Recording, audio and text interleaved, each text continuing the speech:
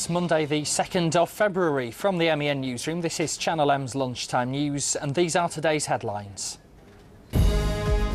Schools closed and flights cancelled as the worst snow in 18 years hits Britain. Forecasters say there's more to come.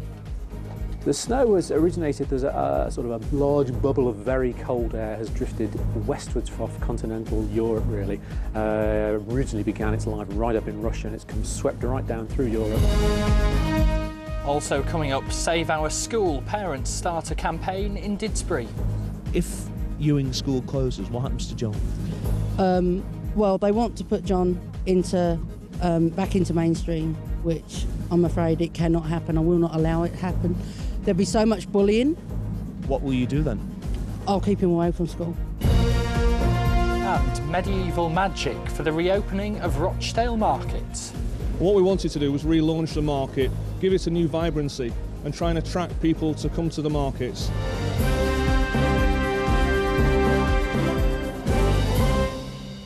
Good afternoon, and first today, heavy snowfalls have closed some schools across Greater Manchester and led to flights being delayed and cancelled. Elsewhere, 2 climbers have died after being reported missing on Snowdon. Many people had a difficult journey into work earlier, with forecasters issuing an extreme weather warning. We'll get more from the Met Office later in the programme. So far, we know schools in Oldham have been badly hit by the weather, with 40 closing to give pupils an unscheduled day off. 9 schools in Bolton, 2 in Bury and 1 in Rochdale have also had to close as well. More snow is forecast and it's expected it'll cause more disruption for the journey home later on. Well, we want to know what it's like where you are. Drop us a text to 88821, start your message with the word news and tell us how the snow looks where you are and whether or not you've been out in it. That number again, 88821. Or why not email a picture of what it looks like to newsdesk@channelm.co.uk. We've already had this one in from Tony just outside the city centre.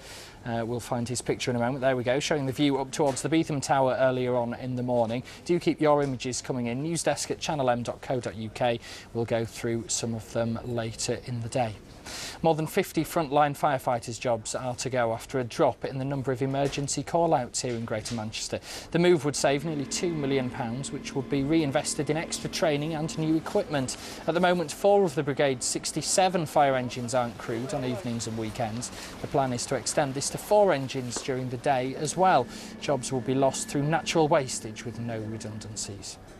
Any hopes that Manchester will get a share of cash from the Transport Innovation Fund have been dashed. It had been hoped the area would be rewarded for spending £24 million in the run-up to December's referendum that rejected the congestion charge. But the new Transport Minister, Lord Andrew Adonis, says there are no rewards for effort and the charge was a central part of the deal. A man's due in court charged with murdering a man in his 50s who was found dead at a house in Stockport. Derek Beardsall died from head injuries at Hodder Bank and was found shortly after 9:30 on Saturday morning. Patrick Moore, who's also from Hodder Bank, is accused of killing him. A man's also been charged with murdering another man in Longsight. Shortly after midnight on Friday morning, police were called to a flat on Hamilton Road and found the body of Marian Ayan Matai, who was 22. He'd been strangled. Haroon Nijed, who's also from Longsight, is accused over his death. An Oldham MP has called on licensing bosses to take action against a controversial all-you-can-drink nightclub. His call comes after violence at the end of its latest alcohol promotion. The trouble happened outside the Tokyo Project Club in Oldham as revellers spilled out onto the streets in the early hours of Saturday morning. A photographer captured scenes of drink-fuelled violence. This 20-year-old man is kicked in the head as he lies unconscious on the pavement.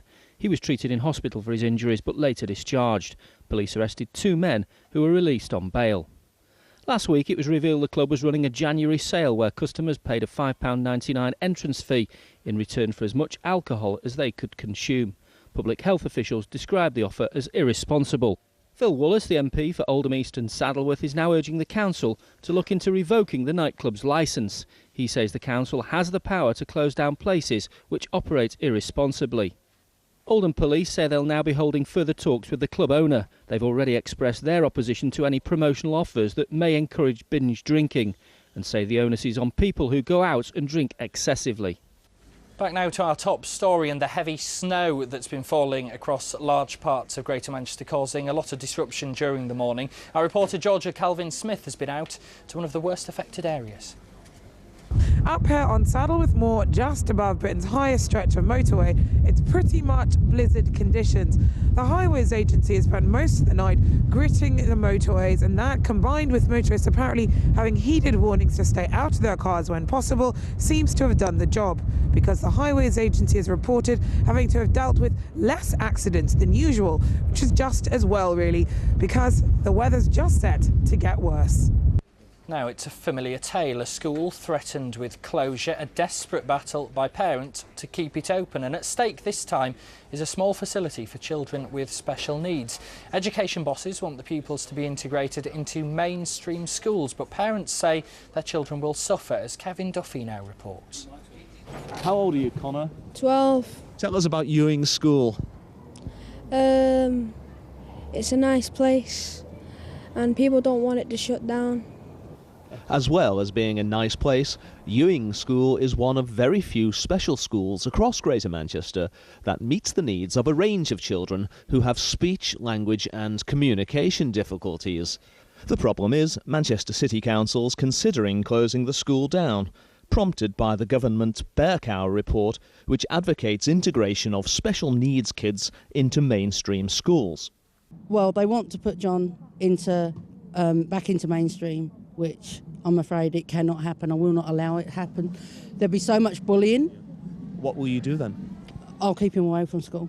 Parents say that what they have here in Ewing School is a safe and secure place, which is far more suited to their children's complex educational needs. Parents regard this school as somewhere that their children can achieve, and in a way that they believe they simply would not be able to do if they were attending a mainstream school. He couldn't say a nursery rhyme before he came here, and in the Christmas play he sang 7 songs. City Councillor Graham Shaw is also a governor at Ewing. There's a large body of expertise and they can cope with the different problems that different kids have. It's not one size fits all, they all have different sorts of problems. Local MP John Leach is also raising the issue in Parliament. We've done a petition, the parents have done a petition as well, and I'm going to be submitting a copy of the 2 petitions into Parliament over the next few weeks. Will the campaign to save Ewing School actually work? Well, parents are willing to have a go and wait and see. Kevin Duffy for Channel M News. Thanks very much, Kevin. Sellafield staff have joined the growing number of workers on strike in protest at foreign staff being employed here. Around 600 contractors met at a car park early this morning to discuss industrial action in support of the action at an oil refinery in Lincolnshire. They've stopped work for 24 hours and will meet again next week to talk about further action. A man's been arrested on suspicion of causing death by dangerous driving and driving with excess alcohol after a fatal road crash in Haywood. Billy Brooks, who was 29 and from Middleton, died at the scene of the accident on Whittle Lane in the early hours of Saturday. Woolworths might have disappeared from the high street, but it's not going altogether. The brand is being relaunched online. It's been bought by the Barclay brothers, who own the Daily Telegraph. They're hoping to have the site up and running by the summer and will announce over the next few months what lines they'll be stocking. Now, there was a hint of medieval magic in the air at the opening of the new Rochdale markets this weekend, when shoppers were taken back to the 13th century where it all began.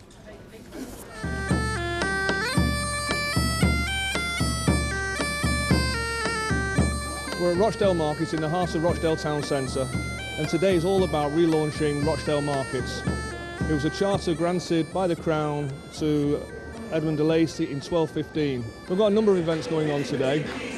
We've got a dance troupe, we've got some stock set up over on the far side of the market, and we've also got a local animal community farm that we support here at the Exchange. What we wanted to do was relaunch the market, give it a new vibrancy and try and attract people to come to the markets. Retail generally is in decline, but markets are a great opportunity for people to come and support the local community and get the benefits of cheaper produce. Well, there's not long for our football clubs to try signing any new players. With details of that and the rest of the sport, here's Sam Goodman. Thank you very much, James. Yes, that's right. There's just under 5 hours to go until the transfer window closes, and there's no high-profile moves so far today. The only movement is with the Manchester United youngster James Chester, who's joined Sir Alex Ferguson's son Darren at League One Peterborough on loan. And Newcastle have made a bid for the Manchester City midfielder Michael Johnson. The 20-year-old is currently injured, and manager Mark Hughes could be tempted by the £8 million offer.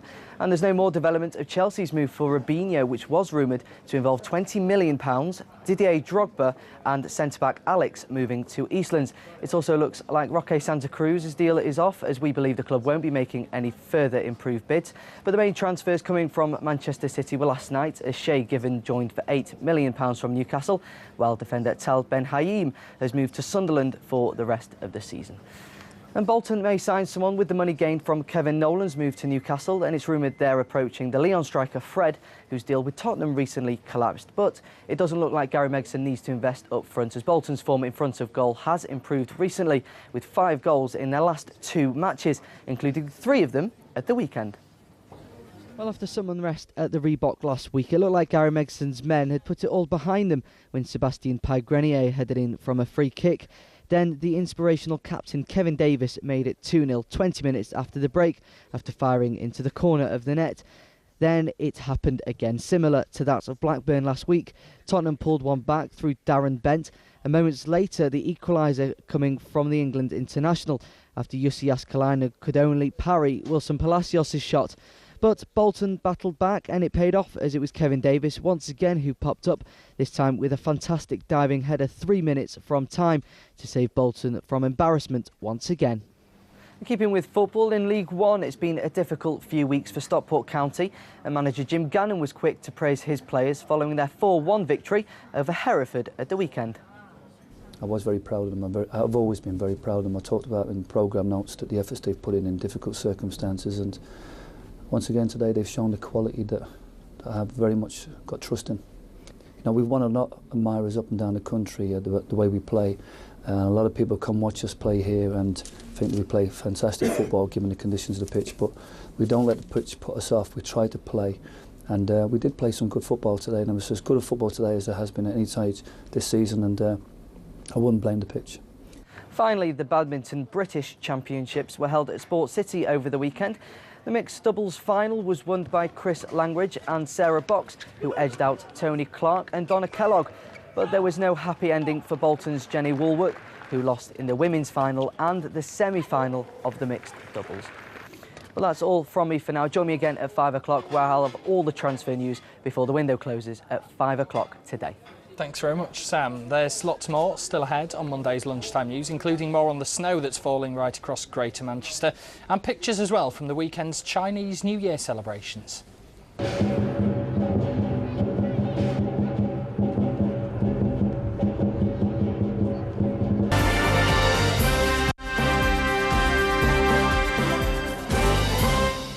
Welcome back to the Lunchtime News here on Channel M. Don't forget you can find all our headlines online whenever you want at channelm.co.uk. Plenty on there at the moment, including the strange ghostly figure spotted on a photo taken at a funeral parlour that's baffling staff there, and Greater Manchester's councils discuss finding a plan B after the congestion charge was rejected in December's referendum. That's at channelm.co.uk. Now back to our top story and the heavy snowfalls which have been covering much of Greater Manchester today.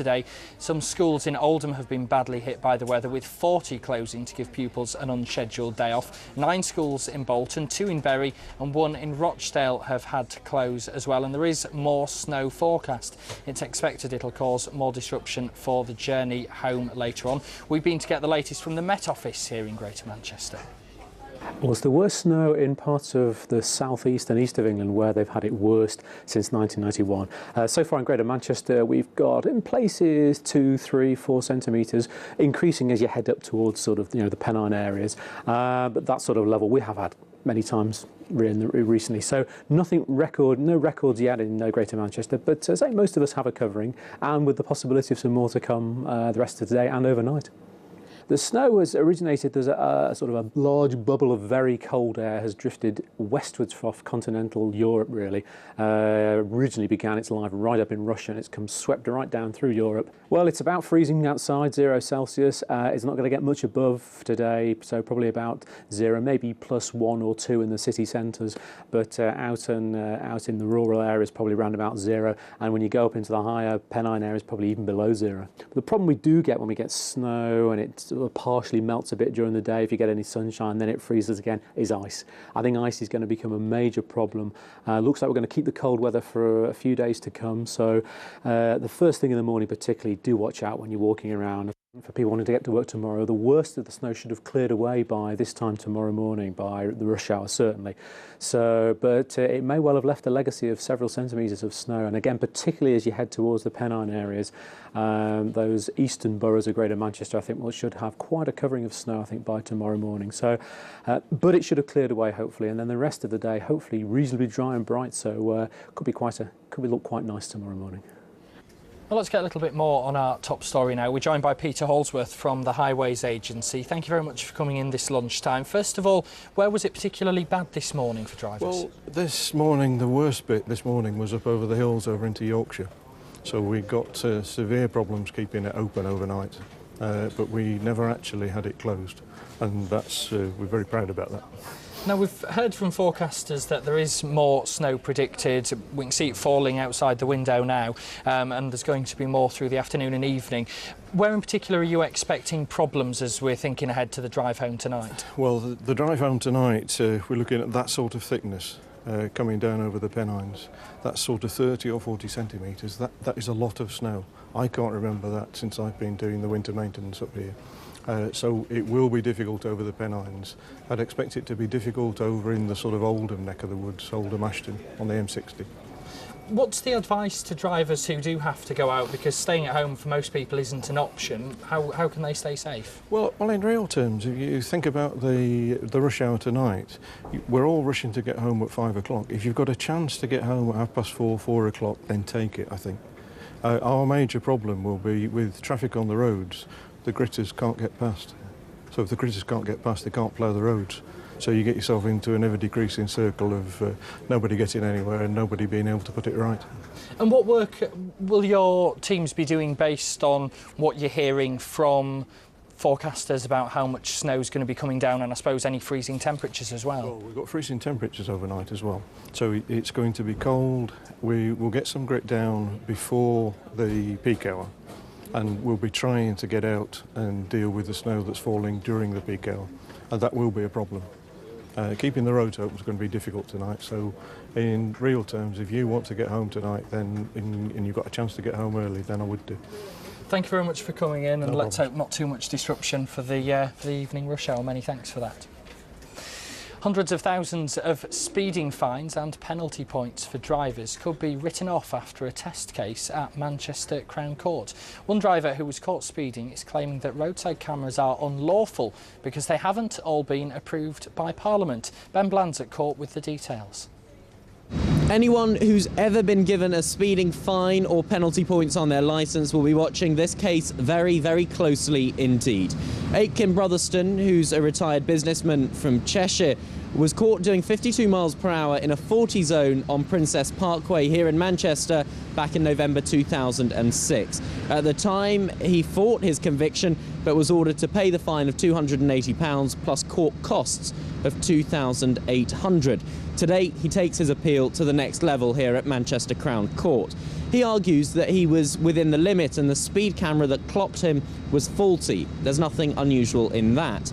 But what makes this case so significant is that his legal team is also arguing that speed cameras introduced since 1992 are unlawful.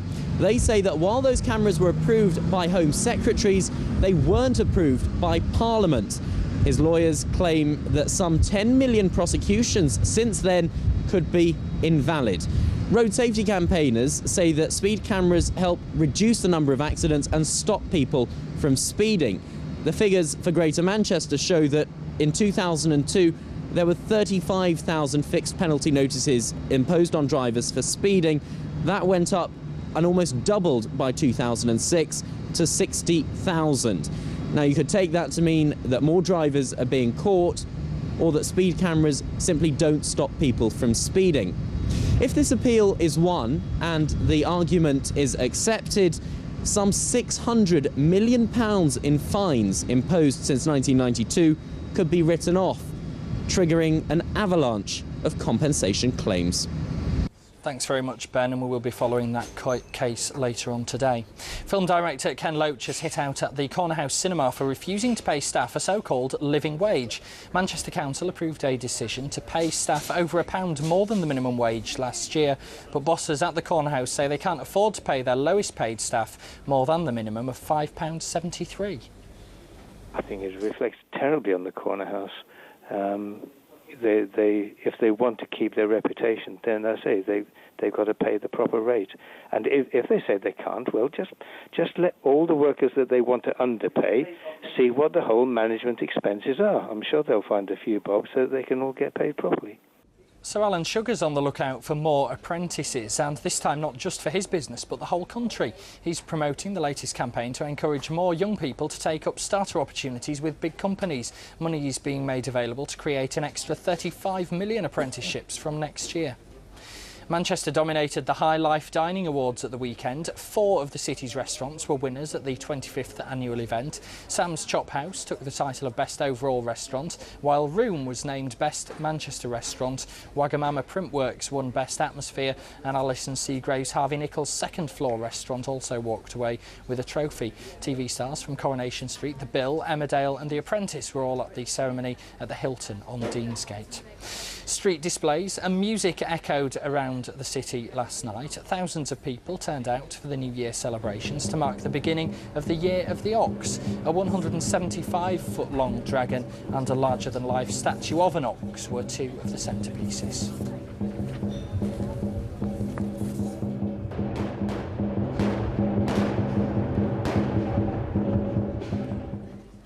Time now to take a look at the weather.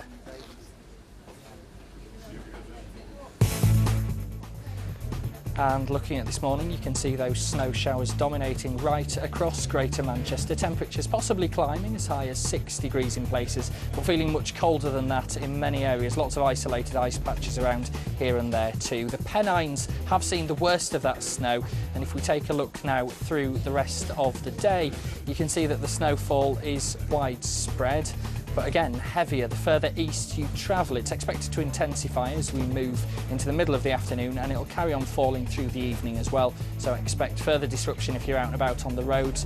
Strong winds too blowing from the east, making it feel colder still when you're in those winds.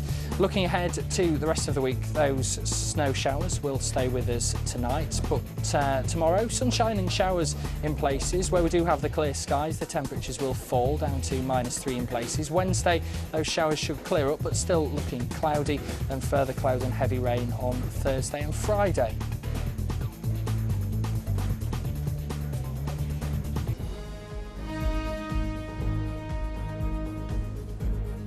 You're watching Channel M's Lunchtime News. Our main headlines this afternoon: 40 schools in Oldham have had to close because of the snow. Forecasters are calling it the worst weather for 18 years, and more snow is predicted. Drivers are being warned to take extra care. A drop in emergency call-outs here in Greater Manchester means more than 50 frontline firefighters' jobs are to go. It'll save £2 million, which can be reinvested in extra training and new equipment. Jobs will be lost through natural wastage with no redundancies. Parents of pupils at Ewing Special School in Didsbury are worried their children will suffer if plans to close it go through. Education bosses think the youngsters will be better off in a mainstream school and are now campaigning.